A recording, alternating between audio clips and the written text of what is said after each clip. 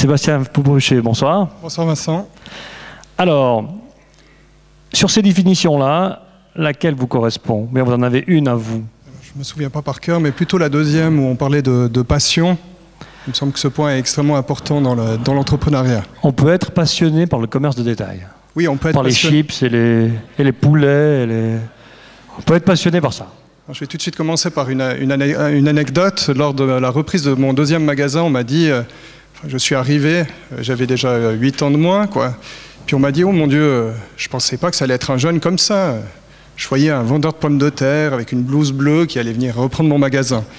Alors oui, on peut être passionné par l'épicerie et par les magasins de village. Depuis quand vous êtes passionné par les épiceries et les magasins de village, franchement? Alors je suis franchement passionné par ce domaine d'activité depuis une quinzaine d'années, par mon parcours professionnel. Je suis surtout passionné par le Valais et puis par aussi ce lien social qu'on peut créer à travers ces épiceries. On m'a dit, il ne faut pas que tu oublies de dire que M. Bruchet est à la haute école, hein, parce qu'il a fait la haute école et tout ça, mais à l'époque ça n'existait pas, le côté entrepreneuriat de la haute école, mais vous m'avez dit, déjà à l'époque, mes voisins de classe me disaient, mais arrête de nous embêter avec tes projets, nous on va aller bosser à la BCV, dans une fiduciaire, à l'État du Valais, on ne va pas prendre beaucoup de risques, qu'est-ce qui nous embête avec toutes ces idées? Comment on vient l'embêteur de la classe d'économie de la haute école? Bon, je crois que c'est déjà un peu dans le caractère, quoi. C'est vrai, effectivement, j'ai fait cette formation à HES où j'étais pas forcément un des plus brillants élèves. Je m'en excuse auprès des membres de l'HES, quoi. Mais c'est vrai que cette envie d'entreprendre, et ce qui m'a plu dans cette formation, c'est qu'on voyait un panel de compétences et de connaissances qui étaient intéressantes. Maintenant, qu'est-ce qui fait la différence entre quelqu'un qui va se diriger vers la banque, comme votre partenaire ce soir, ou quelqu'un qui veut entreprendre? Je pense que c'est aussi dans le caractère, effectivement, et la personnalité qu'on peut avoir. Donc c'est quoi cette naissance? C'est le parcours qu'on a avant? C'est à quel moment vous vous êtes dit c'est ça que je veux faire? Je ne crois pas que c'est à la naissance qu'on est entrepreneur, quoi. Ça serait un peu trop facile, on ferait une sélection naturelle dès le départ. Pour vous, c'est quoi? Pour vous, c'est quoi les éléments déclencheurs? Les éléments déclencheurs, je pense, c'est le parcours professionnel, surtout les rencontres qu'on fait. On ne devient pas entrepreneur pour moi seul.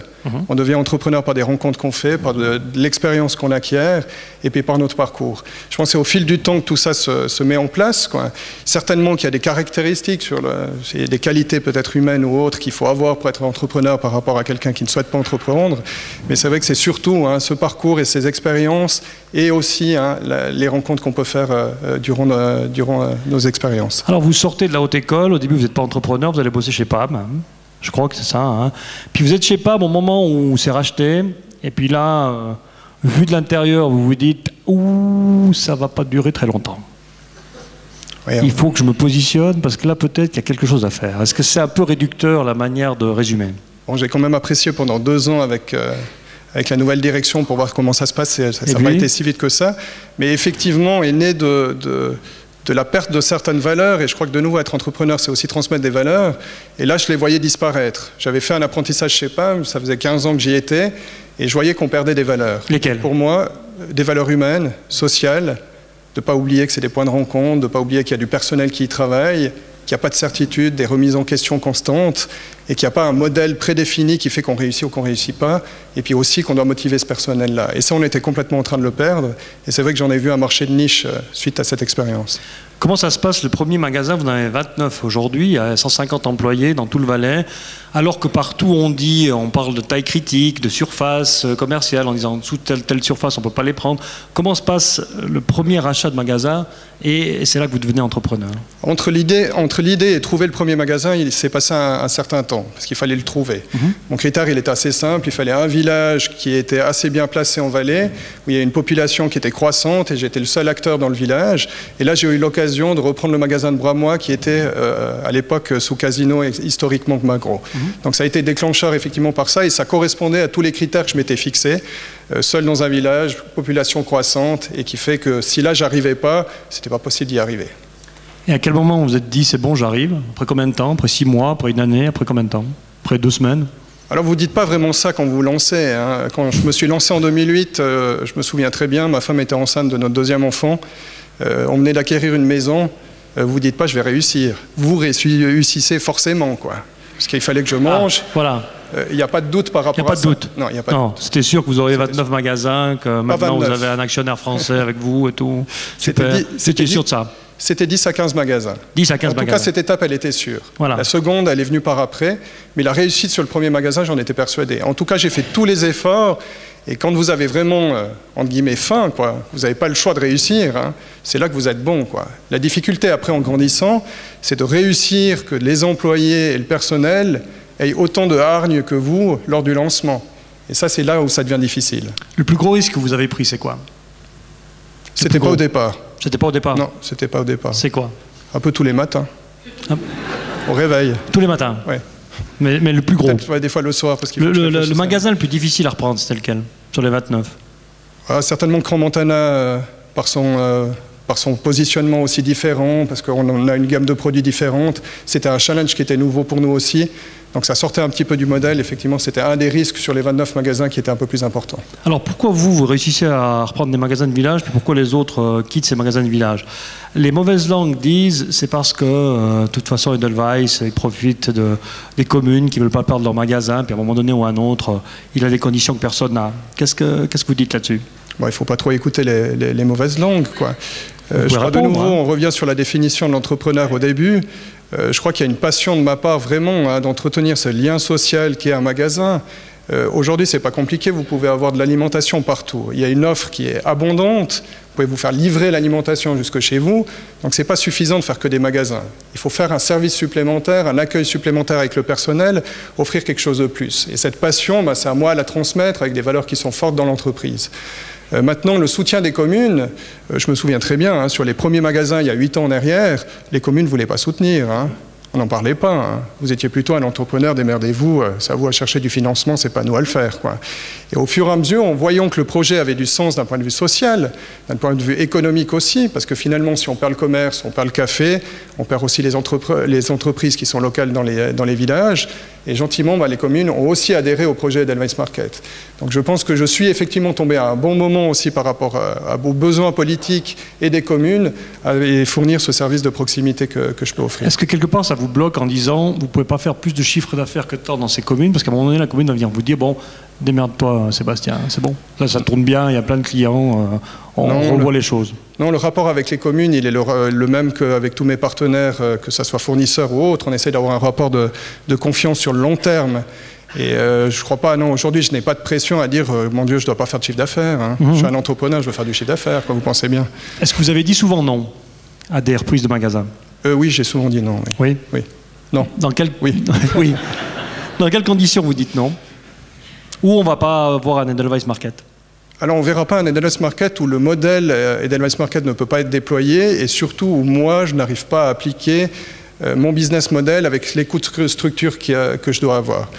Pour moi, mon modèle, il fonctionne parce qu'on est sur des marges qui sont assez faibles dans l'alimentation. Il faut avoir des coûts de structure qui sont faibles. Se payer un magasin pour se le payer parce que c'est un bel endroit, etc., non, ça ne m'intéresse pas.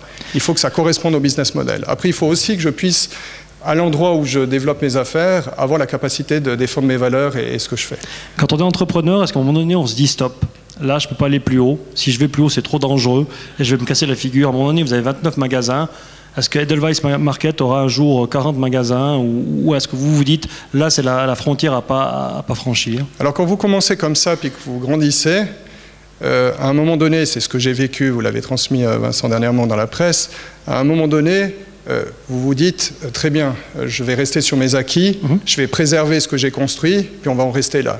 Et je pense qu'en tant qu'entrepreneur, c'est le pire des scénarios. Parce qu'à ce moment-là, vous êtes plus prêt à prendre des risques et vous êtes plus prêt à prendre les bons choix nécessaires pour votre entreprise. Et je pense que c'est dans ces moments-là qu'il faut faire les vrais choix d'entreprise pour pérenniser ça aussi sur le long terme et continuer à se développer. Pour moi, l'entrepreneur, il y a une taille, effectivement, mais il faut quand même tout le temps aller chercher. Alors, ce n'est pas forcément des magasins de plus, ce n'est pas forcément des points de vente et du chiffre d'affaires supplémentaire, mais c'est aussi du service peut-être supplémentaire, de l'infrastructure et réussir aussi à garder les valeurs qu'on a dans l'entreprise. Et à ce moment-là, vous devez prendre des partenaires, donc un actionnaire français qui est venu, vous restez majoritaire à Edelweiss Market. C'est grâce à ça. Donc vous vous dites, dans 2-3 ans, il y a encore des opportunités sur le marché. C'est ça que vous dites. Exactement, il y a encore des opportunités. Alors, vous insistez beaucoup sur l'origine française. Non, on l'a appris par Capital, c'est même pas le Nouvelliste. Alors, on a dû regarder Capital pour savoir que vous aviez un actionnaire français. Je le sais pourquoi. J'insiste un peu. Je le sais pourquoi, mais mis à part l'origine, parce que je crois qu'il ne faut pas regarder que les origines des gens, parce que si on se jugeait tout ça dessus, ça n'irait pas. Ce qui m'a plu aussi, hein, quand vous rentrez des investisseurs de nouveau dans un choix comme le mien, où c'est de pérenniser l'entreprise et de la faire grandir, il faut trouver des investisseurs qui croient en vos valeurs. Tout à fait. Et aujourd'hui, quand vous êtes capable de valoriser des valeurs d'entreprise, je pense que c'est une grande fierté que je peux avoir, indépendamment des origines des actionnaires. Le plus grand danger pour vous, comme entrepreneur, que vous avez pris ou que vous allez devoir prendre, c'est quoi le plus grand danger? De nouveau, je ne crois pas qu'il y ait une taille de grand danger. Il y a des dangers au quotidien qu'on a. J'ai le sentiment que quand on est en contact avec un employé ou une employée, même auxiliaire dans un magasin qui n'adhère pas aux valeurs, c'est un danger pour moi qui est énorme. Et j'en dormirai pas la nuit. J'ai mieux dormi avant votre article que quand j'ai une employée qui n'adhère pas à mes valeurs. J'en dors moins bien la nuit. Tant mieux pour vous. Juste encore 2 questions avant d'entendre Géraldine Fasnacht, après on débattra. Un mauvais entrepreneur, ça existe? Oui, ça existe. Je pense qu'il y a des entrepreneurs qui échouent. Ce qui ne va pas, je pense, en Suisse, peut-être en Suisse romande, mais en Suisse générale, c'est qu'on ne peut pas échouer, quoi. On n'aime pas ça. Surtout le valaisan, quoi. Il faut forcément réussir. Et je crois qu'on doit accepter l'échec, quoi. Moi, j'en ai vécu des échecs, j'en vis tous les jours aussi, de nouveau à des tailles différentes, à des grandeurs différentes, mais l'échec doit être aussi accepté, quoi. Et c'est normal. Donc, est-ce qu'il y a des mauvais entrepreneurs? C'est pas le fait d'échouer que vous êtes bon ou mauvais entrepreneur. Après, c'est la qualité plutôt. Enfin, moi, je suis passionné par ce que je fais, les valeurs sont extrêmement importantes. Je vais plutôt juger si l'entrepreneur est bon ou pas par rapport à ça. Et est-ce qu'on peut quitter le fait d'être entrepreneur? Est-ce que vous serez entrepreneur toute votre vie?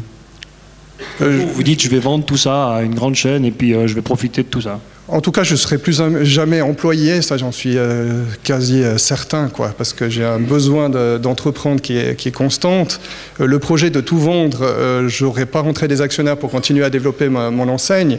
Maintenant, qui peut se projeter à 10-20 ans, qu'est-ce qui va se passer? C'est plus compliqué. Mais l'esprit d'entrepreneur, en tout cas que j'ai, je vais le garder je pense, jusqu'au bout, malheureusement.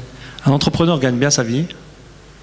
Un entrepreneur gagne très mal sa vie au départ, et puis il peut gagner bien sa vie par la suite, oui. Aujourd'hui, vous gagnez bien votre vie? Aujourd'hui, je suis content de ma situation, oui. Vous partez en vacances? Je pars en vacances. Je suis toujours parti en vacances, j'ai toujours essayé de maintenir une vie privée pour avoir cet équilibre, quoi. Et je crois que ça, c'était important pour moi. Vous bossez la nuit? Je dors mal, donc forcément que je travaille un peu. Travaillez un peu la nuit. On peut applaudir Sébastien Bruchet. Merci.